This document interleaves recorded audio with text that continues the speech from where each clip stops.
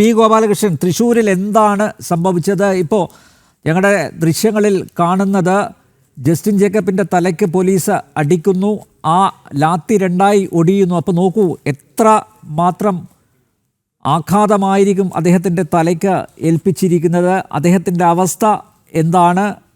താങ്കൾക്കൊന്ന് വിശദീകരിക്കാമോ? ഞാൻ കോതമംഗലത്താണ്. കോതമംഗലത്തെ മാർച്ച് ഉദ്ഘാടനം ചെയ്യാൻ പോയിട്ട് തിരിച്ചു വരുന്ന വഴിയാണ് ഞാൻ കാണുന്നത്. ഇന്ന് പകല് ഞാൻ ഈ വിഷയവുമായി ബന്ധപ്പെട്ട് ഒരു പത്രസമ്മേളനം നടത്തിയിരുന്നു.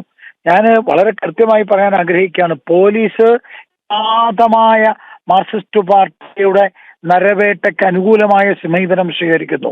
BJP വിരുദ്ധ മനോഭാവത്തോടുകൂടി BJP ഇല്ലായ്മ ചെയ്യാൻ പോലീസ് കൂട്ടുനിൽക്കുന്നു. ഇന്ന് ബഹുമാനപ്പെട്ട കേന്ദ്രമന്ത്രി സുരേഷ് ഗോപിയുടെ ഓഫീസിലേക്ക് അക്രമം അഴിച്ചുവിടാൻ വേണ്ടിയിട്ട് തയ്യാറെടുക്കുകയും ആ ഓഫീസിന്റെ മുമ്പിൽ വെച്ചിട്ടുള്ള ആ ബോർഡിൽ കരിയോയിൽ ഒഴിക്കുകയും ചെയ്ത പ്രതിയെ നാട്ടുകാർ വളഞ്ഞപ്പോൾ പോലീസ് വന്നു. നാട്ടുകാർ പോലീസിന്റെ കയ്യിലേക്ക് കൊടുത്തു.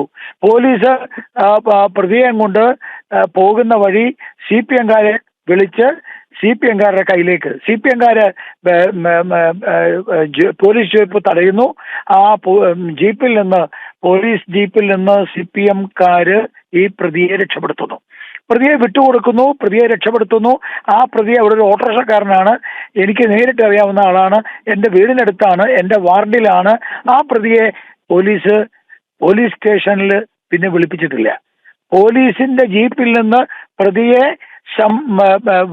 വലിച്ചിറക്കി മോചിപ്പിച്ച് CPM-കാർ കൊണ്ടുപോകുമ്പോൾ കയ്യും കെട്ടി നോക്കി നിൽക്കുന്ന ഒരു പോലീസുകാർ,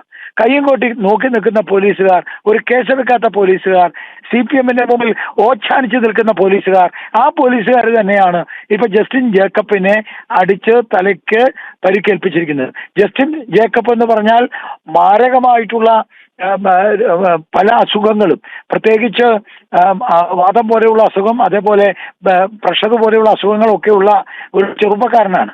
അദ്ദേഹത്തിന് മാരകമായിട്ടുള്ള ഒരു മർദ്ദനമാണ് ഇപ്പോൾ ഏറ്റിരിക്കുന്നത്.